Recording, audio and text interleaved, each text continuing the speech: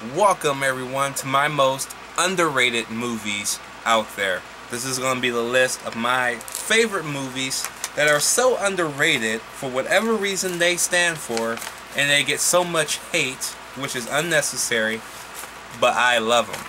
Okay, so we have Rat Race. Rat Race is a very underrated comedy from 2001. I love this movie to death. Didn't really get so much hate. It's just not that memorable for people to... I barely see any reviews of Rat Race. My review will come in 2016. But still, Rat Race is one of the most underrated comedies ever made. It's weird and sad to see a great comedy by Jerry Zucker, the man behind Airplane, fall under the radar like this movie did. With a great and talented all-star cast. Unbelievable. Next up, we have Batman Begins. Now I know what you're saying. This movie's underrated? Hell yes it is. Because after the Dark Knight came out, Batman Begins flew so far under the radar, it makes Superman, or Man of Steel, look like the Titanic. That's how low Batman Begins went after the release of The Dark Knight. It is sad to see that, because that's a great ass movie. That is such a great movie. To see it go that way, it's weird. It's like nobody talks about Batman Begins anymore besides me. It's weird. I don't know why, but I love Batman Begins, and I have to thank that movie, because without that movie, you wouldn't have the Dark Knight trilogy. We wouldn't have Batman's resurgence. We would still know Batman from Batman and Robin. And everything wrong with that piece of shit. Respect Batman Begins. Please. Next up, Not Safe for Work.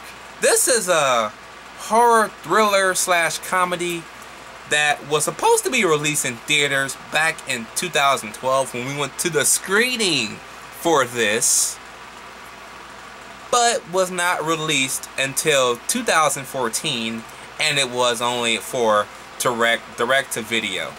Now I did give the movie a C+, I think, which is not, it's a good grade, which means that you could have rent this movie at best, but at least owned it when it came out for a good price on DVD and or Blu-ray.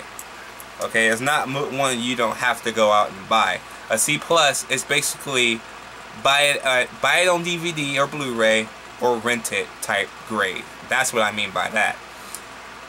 But yeah, this was a silly hokey movie, but I enjoyed it. I really enjoyed it. It wasn't the greatest movie out there, which is why I gave it the C+, but still, it was a lot of fun. The acting was kind of cheesy, silly, not over the top, not terrible like most horror movies are, but it was iffy at best. The good kind of iffy, not the terrible kind of iffy. There's a difference. There is a fucking difference. But Not Safe for Work is a great movie. Next up, Chris Evans and Sunshine. I saw this movie a couple of months ago now. Did not review it yet. I didn't have time to review it. I will bring it up, rewatch it, and then review it for 2016. But this movie was good. This was a good ass movie. I'm not sure if this movie was released in theaters. If it was gone in and out like Serenity. That's how fast that movie was, because I don't remember anything about this movie being out in theaters. I never even heard of it until I started people buying it on Blu-ray. So I just decided, well, everybody seems to be buying this movie. Let me check it out real quick. And I ended up enjoying this little movie. Chris Evans is the man. Can't stop Chris Evans. If you have not seen Sunshine, the fuck you doing watching me? Go watch it. It's awesome. Next up, Kiss Kiss Bang Bang. Oh my god. You want to talk about a career comeback for Robert Downey Jr.? This was on his way back up. Okay? Him and Iron Man and Batman in the same fucking movie. Iron Man and Batman. Robert Downey Jr. and Val fucking Kilmer. Are you kidding me? I buy that easily for $1. And the chemistry between those two was magnificent. Mag-fucking-nificent. I can't wait to review that for next year for you guys. That's going to be a lot of fun to sit down and rewatch that again. Michelle Monaghan. Yeah. Man. Oh, man. Next up, we have The Last Action Hero with Arnold Schwarzenegger. Directed by, of course, Die Hard director John McTiernan. I reviewed this earlier this year. Great action movie with Arnold Schwarzenegger. Good cheese fest. You got a fucking cameo by the T-1000 exiting the police station. And the boy goes back and looks at him like, I recognize you. Are you fucking kidding me? That was cool. That was fucking cool. And it was Robert Patrick. And he was still skinny. And it was only 2 years after the Terminator 2. Come on, man. You can't tell me that wasn't badass. Whoever saw that part, you know what I'm talking about. That was cool. I don't care how the movie ended up being, which was awesome, by the way. That was probably the best cameo ever. It wasn't blatant and it wasn't hidden. He just walked directly out in front of the fucking camera. That was cool. That was fucking cool. Or as Arnold Schwarzenegger always says, cool. Cool as ice. I'm sorry, I had to do it. Number 4. Paycheck with Ben Affleck. This is an underrated action thriller. I was about to say sci-fi-ish thriller, but I'd rather say an action thriller to save me a little bit of time and grief for trying to remember if it was a sci-fi movie. It kind of is, but it kind of isn't. But anyways, movie was solid. Really enjoyed this movie. The movie really surprised me. If you have not seen my review of Paycheck, go check it out. I did review this movie earlier this year as well. A nice little decent action flick by Ben Affleck. This was Ben Affleck's road into action movies, actually. And I do believe this was either his second release of that year or the first release. Because I think it was Daredevil that came out first. You know, the theatrical bullshit. Yeah, that one. Anyways, at number 3, Dredd. Not Judge Dredd, but the 2012 remake or reboot with Karl Urban. This was awesome. I don't know why this movie didn't do so hot at the box office. I don't know if it was because of the marketing or because of that lasting legacy that was Judge Dredd that killed this movie. But this movie deserved way more than it got when it was in theaters. This movie should have made maybe close to $200 million, if not $200.25 million at the box office. But I guess because of that stinkhole that Sylvester Stallone did, nobody gave this movie a shot, even though you had Karl Urban, and by the way, never took off his mask because, you know, the character is bigger than the actor playing it. I'm sorry, Stallone, but you don't understand what that means. Because you had to take off your fucking mask. Even though we all know what you look like, we know who Karl Urban looks like too. But still, he had more respect for the character since that is his favorite character anyways. It's called a little thing called respect, man. Karl Urban has that respect, and he has my respect. He is Judge Dredd. Get the fuck out of here, Stallone. I'm sorry, but I know a good Dredd when I see one. And at number 2, Godzilla. I don't know why everybody kept saying, oh, Godzilla is not in this movie long enough. Oh, we need more Godzilla. Have you seen a Godzilla movie before? Besides the 1998 version that is not Godzilla? Because every other Godzilla movie is the exact same way. Human elements, a monster comes in, then Godzilla comes. Godzilla probably gets defeated, or he gets his ass kicked a little bit before fighting off the monster for the first time. The monster retreats. So does Godzilla. Back to more human elements. And then we finally the humans finally figure out a way to kind of help Godzilla defeat said monster. Round 2 comes back. Godzilla comes back out again. The monster comes back out. Godzilla gets his ass kicked. Human beings create some type of technology to help Godzilla fight this motherfucker. Them combined with Godzilla defeat the fucking monster. Guess what? It's the same thing. It's the same fucking thing.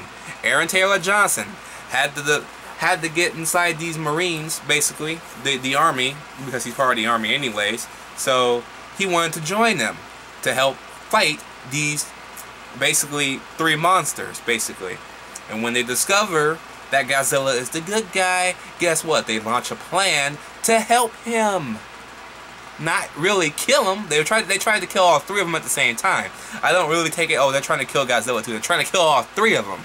But still, they're kind of pseudo-helping Godzilla at the same time, just not knowing it yet. And taking out the monster's, what is it called? Nest.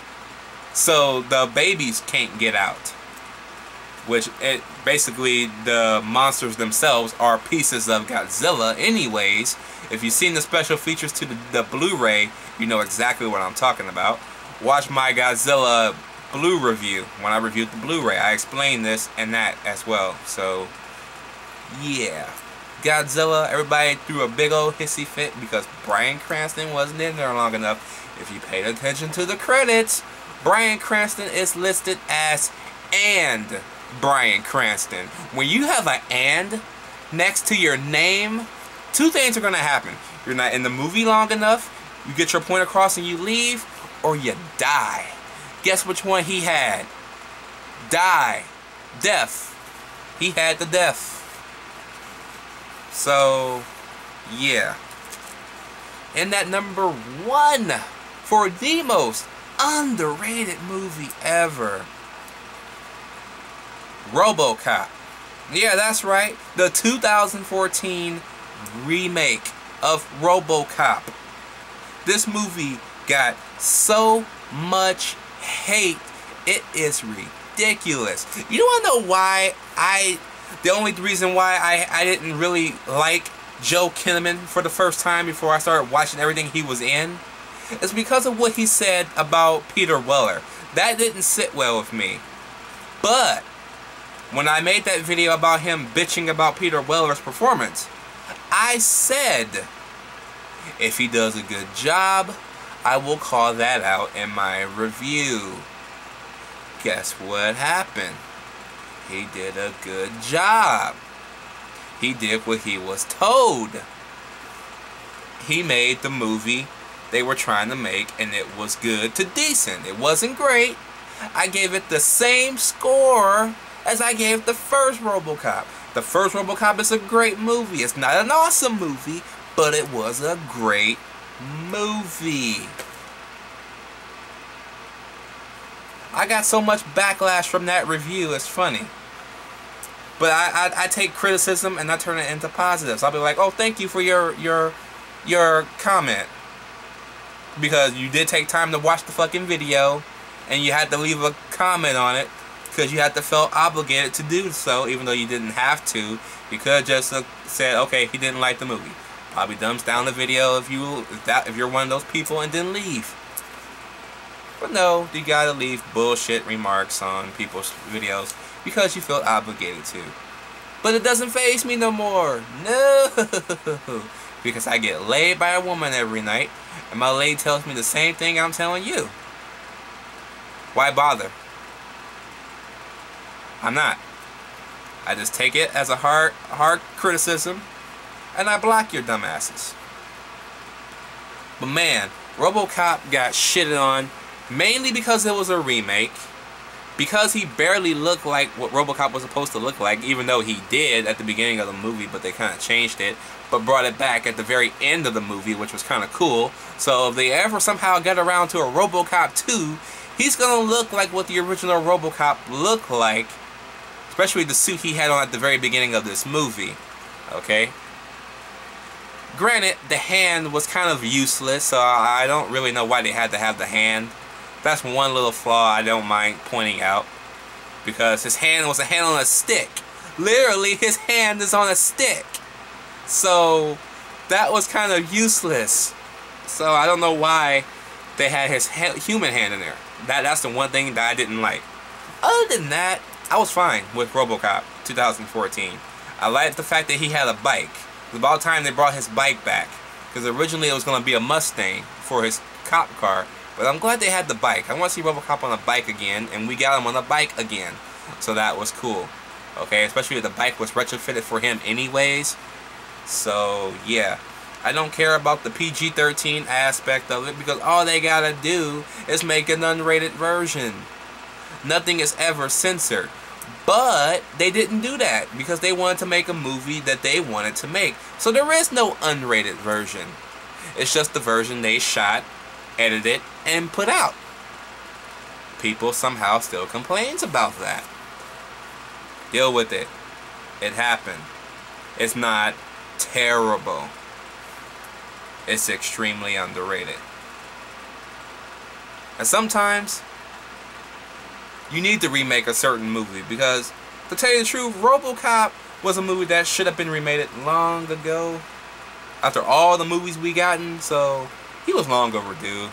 Anyways, I called this out a long time ago. So yeah. Robocop, another underrated movie from last year. Anyways, guys, let me know what you guys think about my choices down below. Did you like them or did you hate them? What are your... How many picks do I have? 1, 2, 3, 4, 5, 6, 7, 8, 9, 10. I have 10 picks. So what are your top 10 underrated movies so far? It could be new, it could be old, it could be this year, it could be last year. It could be a combination of all the years like mine's are. Let me know down below. I will see you guys in my newly acquired overrated movies. Oh, that's going to be a doozy.